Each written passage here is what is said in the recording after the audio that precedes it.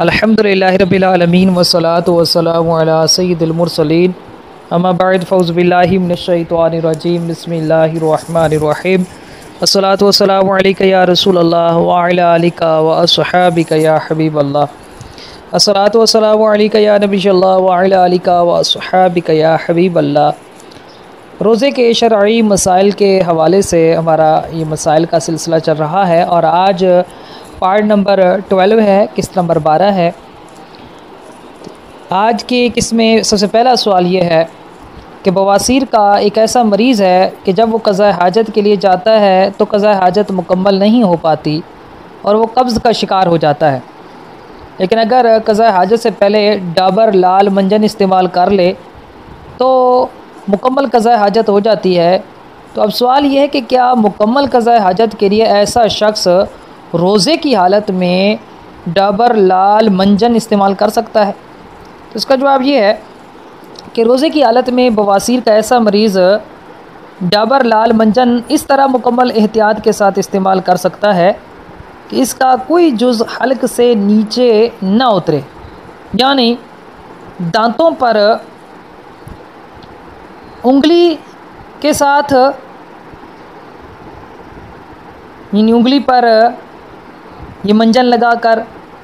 या बुर्श की मदद से दांतों पर मले और मल कर कुली कर दे और अच्छी तरह मुंह साफ़ कर ले। लेकिन इस मंजन का कोई भी जुज़ हल्क से नीचे उतर गया और इसे रोज़ा भी याद हुआ तो फिर रोज़ा टूट जाएगा। दूसरा सवाल यह है कि रोज़े की हालत में आँखों में आबे ज़मज़म डालना कैसा है? तो जवाब यह है कि अगर कोई रोज़े की हालत में रोज़ा याद होने के बावजूद आँखों में आबे ज़मज़म या कोई और पानी डालेगा तो उसका रोज़ा टूट जाएगा, क्योंकि जदीद तिब्बी तहक़ीक़ के मुताबिक आँख और हल्क के दरमियान मनफज़ मौजूद है, वाज़ेह सुराख़ मौजूद है। लिहाजा जब कोई रोज़ादार रोज़ा याद होने के बावजूद अपने फ़ेल से कसदन आँख में पानी डालेगा तो पानी मनफज़ के ज़रिए जौफ़ यानी मैदा या मैदे तक जाने वाले अंदरूनी रास्ते तक पहुंच जाएगा और किसी चीज़ का मनफज़ के ज़रिए जौफ़ तक पहुंचना ये रोज़े को तोड़ देता है। तो लिहाजा अगर कोई रोज़ा याद होने की हालत में आँखों में आबे ज़मज़म डालेगा या कोई मुतलक पानी डालेगा, कोई और पानी, आम पानी, तो रोज़ा टूट जाएगा। तीसरा सवाल यह है कि अगर किसी ने एहतलाम के बाद ये समझकर खा पी लिया कि रोज़ा टूट गया है तो क्या इस पर कफ़ारा वाजिब होगा? जवाब यह है कि रोज़े की हालत में एहतलाम होने से रोज़ा नहीं टूटता, लेकिन अगर किसी को एहतलाम हुआ और उसने ये गुमान करके खा पी लिया कि एहतलाम से रोज़ा टूट जाता है तो अब खाने पीने से इसका रोज़ा टूट जाएगा, सिर्फ़ क़ज़ा लाज़िम होगी, कफ़ारा लाज़िम नहीं होगा। याद रहे कि नींद की हालत में गुस्ल फ़र्ज़ हो जाए यानी मनी खारिज हो जाए तो इसे एहतलाम कहते हैं। चौथा सवाल ये कि अगर रोज़े की हालत में औरत को इस्तिहाज़ा यानी बीमारी का खून आना शुरू हो जाए तो अब रोज़े का क्या हुक्म होगा? इसका जवाब यह है कि बीमारी का खून ये रोज़े के मुनाफी नहीं है, लिहाजा इस्तिहाज़ा की हालत में रोज़ा रख सकते हैं, बल्कि इस्तिहाज़ा की हालत में रोज़ा मुआफ़ भी नहीं है। तो रोज़े की हालत में बीमारी के खून से रोज़ा नहीं टूटेगा, बल्कि औरत अपने रोज़े को मुकम्मल करेगी। पांचवा सवाल यह है कि क्या इम्तिहानात की वजह से रमज़ान मुबारक का रोज़ा छोड़ना जायज़ है? तो जवाब यह है कि इम्तिहानात की वजह से रमज़ान मुबारक का रोज़ा छोड़ना बिल्कुल जायज़ नहीं है। छठा सवाल यह है कि अगर रोज़े की हालत में वेल्डिंग का काम करने वाले के नाक और मुंह में धुआं चला जाए तो अब रोज़े का क्या हुक्म होगा? तो जवाब यह है कि अगर रोज़े की हालत में वेल्डिंग का काम करने वाले के नाक और मुंह में ख़ुद ब खुद धुआं चला जाए तो इससे वेल्डर का रोज़ा नहीं टूटेगा, क्योंकि वेल्डर इस धुएँ को अपने कस्त व इरादे से अपने अंदर दाखिल नहीं कर रहा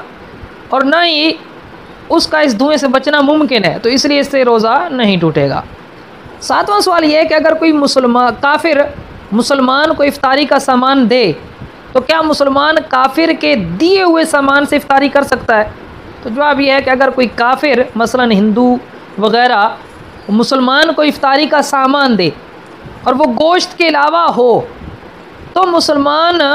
काफिर के दिए हुए उस सामान से इफ्तारी कर सकता है। 8वां सवाल यह है कि रोज़े की हालत में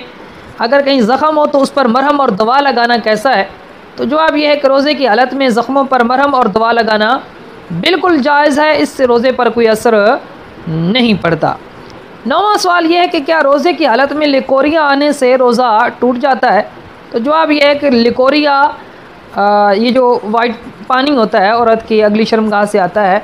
ये रोज़े के मुनाफी नहीं है, लिहाजा रोज़े की हालत में लिकोरिया आने से रोज़ा नहीं टूटता। 10वां सवाल ये है कि अगर कोई गुल मंजन का आदी हो तो उसे गुल मंजन के बग़ैर क़ज़ाए हाजत मुकम्मल ना हो पाती हो और कब्ज़ का शिकार हो जाता हो और क़ज़ाए हाजत से पहले अगर गुल मंजन इस्तेमाल कर ले तो मुकम्मल क़ज़ाए हाजत हो जाती हो, तो क्या मुकम्मल क़ज़ाए हाजत के लिए ऐसा शख्स रोज़े की हालत में गुल मंजन का इस्तेमाल कर सकता है। तो जवाब यह है कि रोज़े की हालत में ऐसा मरीज़ अगर गुल मंजन इस तरह मुकम्मल एहतियात के साथ इस्तेमाल करे कि पहले हथेली पर गुल मंजन निकाल कर उसे पानी से भिगो दे, फिर उसे इस एहतियात के साथ दांतों पर मल कर मुँह अच्छी तरह धो ले कि गुल मंजन का कोई जुज़ भी हल्क से नीचे ना उतरे, तो फिर ये कर सकता है और इससे रोज़ा नहीं टूटेगा। अलबत्ता इस मंजन का कोई जुज़ हल्क से नीचे उतर गया और रोज़ा भी याद हुआ तो रोज़ा टूट जाएगा। अल्लाह तबारक तआला की बारगाह में दुआ है कि अल्लाह पाक हम सब को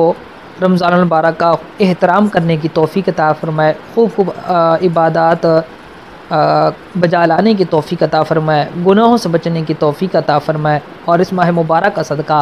अल्लाह पाक हम सब के इल्म में, अमल में, माल में, औलाद में, रिज़्क़ में, सेहत में, उम्र में, इज़्ज़त में बरकतें अता फ़रमाए, हम सब की नेक और जायज़ हाजात को पूरा फ़रमाए।